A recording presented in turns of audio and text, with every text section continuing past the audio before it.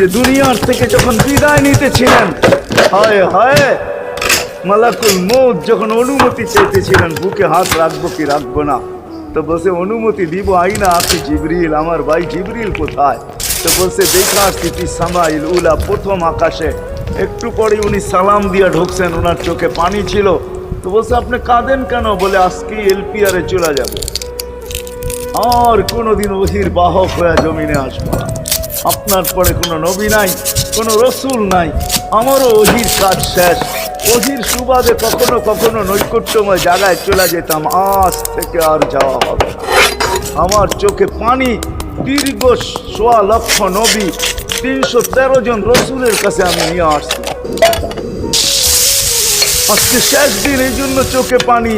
তো উনি উল্টা প্রশ্ন করছেন, আপনার চোখে পানি কেন? জিবরিল মালাকুল মউত দাঁড়ায় আছে, অনুমতি চাইতেছে বুকে হাত দেওয়ার জন্য। এখনো এক প্রশ্ন বাকি। বলছে সেটা কি? বলে ফামান লিবাদিল উম্মতি। অথচ ৯ ঘরে চুলা জ্বালানোর মতো তেল ছিল না।